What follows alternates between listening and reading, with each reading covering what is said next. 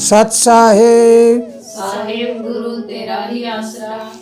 प्यारे ज्ञानी पुरुषों, प्रभु से अरदास करता हूँ और तुम भी मेरे साथ अरदास करो कि हे मालिक परमपिता परमात्मा, पूरी दुनिया को शांति दो, सद्भावना, श्रद्धा, आस्था दो और सब जगह पे भाईचारा कायम हो जाए और सबको सद्बुद्धि मिले। तो आओ, कल की क्लास में आपने सुना था गीता जी के बारे में और उससे पहले आपने जाना सत, धर्म और संप्रदाय, दोनों में क्या अंतर होता है और दोनों में कैसी कैसी पालना होती है। अब जहाँ गीता जी का जिक्र आया वहाँ भगवान कृष्ण इसके रचयिता बता रहे हैं। तो भगवान कृष्ण के बारे में आज क्या हो रहा है, क्या सुन रहे हैं आप, इसके बारे में बड़ा गौर से सुनना है। क्योंकि जब हम अध्यात्म का जिक्र करते हैं तो चरित्र व अध्यात्म दोनों को मिलाकर देखो। चरित्रवान इंसान ही आध्यात्मिक हो सकता है और जहाँ चरित्रवान नहीं होगा तो वो आध्यात्मिक नहीं होगा, क्योंकि उसका ध्यान हमेशा संसार में रहेगा और जिसका ध्यान संसार में रहेगा वो आध्यात्मिक कैसे हो सकता है। तो मेरे प्यारे ज्ञानी पुरुषों, आप सुनते हैं, गीता जी में भी पढ़ते हैं कि भगवान कृष्ण 16 कला संपूर्ण अवतार थे। फिर उनके चरित्र को कैसे गिरा हुआ मानेंगे। आज हम कथाओं में क्या सुनते हैं उसके बारे में अभी आपको बताऊंगा। तो चरित्रवान ही आध्यात्मिक हो सकता है, लेकिन जो ग्रंथ श्री कृष्ण का चरित्र गलत दिखा रहे हैं वो सरेआम हिंदू संस्कृति का अपमान है। मेरी बात का कोई बुरा मत मानना। अगर मेरी बातों से किसी की भावना को ठेस पहुंच जाए तो मुझे पागल, मूर्ख, अज्ञान समझ के माफ़ कर देना। लेकिन ये बात ज़रूरी है कि आप खोज करके ज़रूर देखना, बात मेरी सत्य मिलेगी, आपको गलत नहीं मिलेगी। इसलिए मैंने कहा है, हर बार कहा है कि मेरी गाई हुई भी कोई मत गाना। मेरी गाई गाओगे धक्का यमों की खाओगे और मेरी खोजी खोजोगे तो अमरलोक को सो दोगे। तो इसलिए हम देखना क्या चाहते हैं, हम सोचना क्या चाहते हैं, हम विचार क्या करना चाहते हैं, इसके ऊपर आपको शोध करना है कि हम भगवान कृष्ण के बारे में जब जिक्र करते हैं तो हम कृष्ण भगत हैं, हम श्री कृष्ण के भगत हैं, आज बहुत हैं भगत, लेकिन अंदर कुछ और चल रहा है और बाहर कुछ और होता है।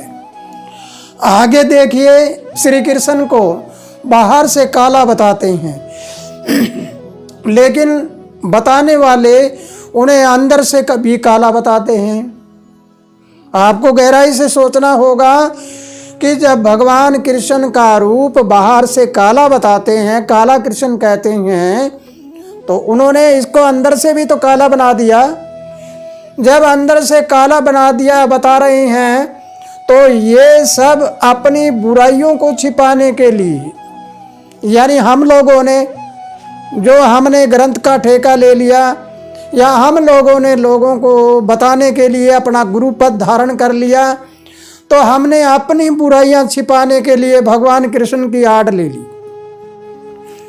तो भोली भाली जनता है, ये उसको पकड़ कर बैठ गई।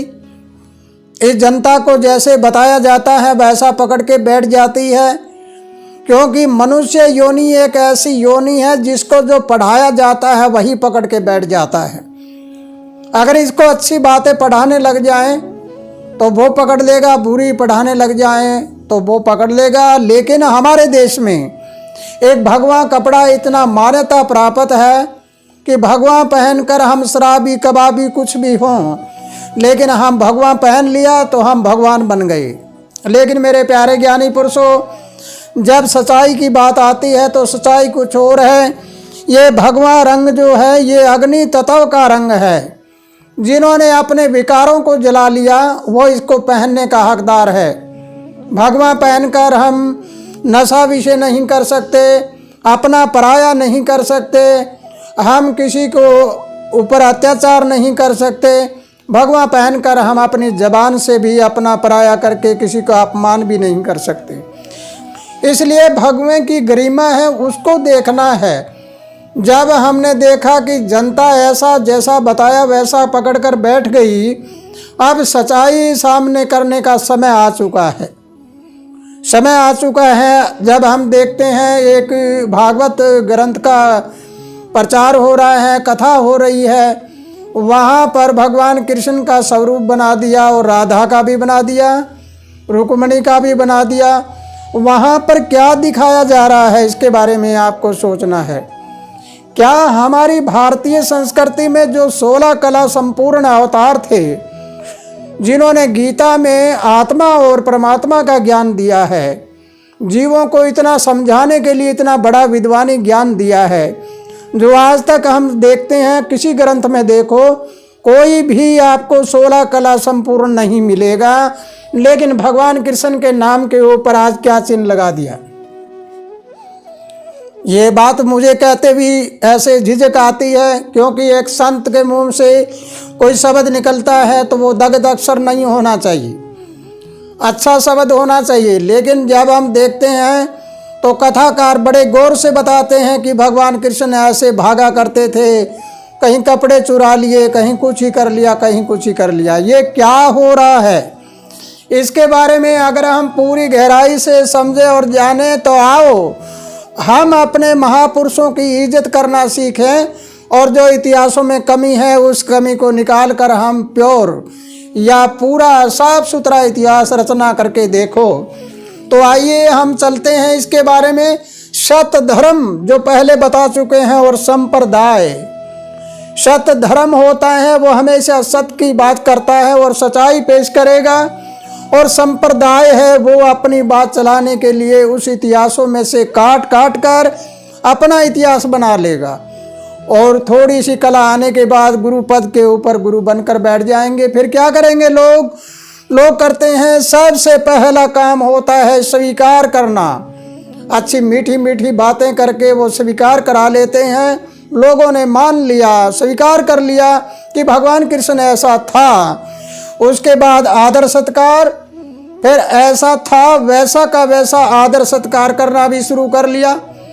उसके बाद में स्वागत करना भी शुरू कर दिया, मोर की पंख लगा दिया और चारों तरफ पता नहीं कितना क्या क्या करके नाचने लगे। भगवान कृष्ण भी नाचता है, राधा भी नाचती है, रुक्मिणी भी नाचती है।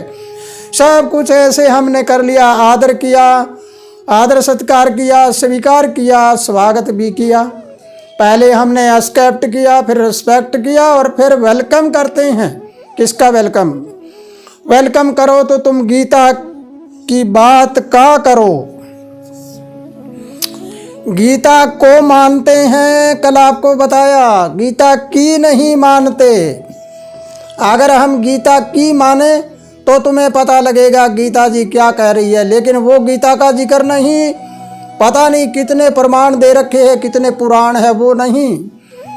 जो हकीकत में ग्रंथ है, जो प्राकृतिक नियम के अनुसार है, जो धुर की वाणी, गुड लाइट, खुदा का नूर, परम शक्ति, वो परमात्मा की वाणी जब आकर बताती है वो सच्चाई होती है, और एक इंसान की बनाई हुई ग्रंथ सही नहीं हो सकती।